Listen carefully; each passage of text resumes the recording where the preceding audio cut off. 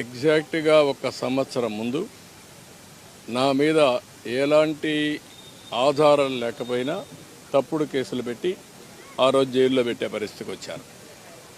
ఆ రోజు మన రాష్ట్రంలోనే కాకుండా ప్రపంచం మొత్తం 80 దేశాల్లో నా కోసం పోరాడారు. ఆ రోజు కూడా బస్సులో ఉన్నాను. ఆ రోజు నన్ను అక్కడి నుంచి అరెస్ట్ చేశారు. ఈరోజు కూడా మళ్ళా ప్రజలకు కష్టాలు వస్తే అదే బస్సులో ఇక్కడ కలెక్టరేట్లో ఉన్నాను. డిఫరెన్స్ రెండు ఒకటే, కానీ వ్యత్యాసం లేదు. కానీ ఆ రోజు ప్రజలు నా కోసం పోరాడారు, ఈరోజు ప్రజల కోసం నేను యుద్ధం చేస్తున్నా. అదే డిఫరెన్స్. బట్ ఏది ఏమైనా ఒక్కోసారి చరిత్రలో కొన్ని సంఘటనలు జరుగుతాయి. ఆ చరిత్రలో సంఘటనలు జరిగినప్పుడు మనం ఏ విధంగా స్పందిస్తామనేది చాలా ముఖ్యం. అదే తృప్తి. అందుకే ప్రజలు ఏ పేరుతో నన్ను పిలిచినా నేను పలకతా, అందుబాటులో ఉంటా.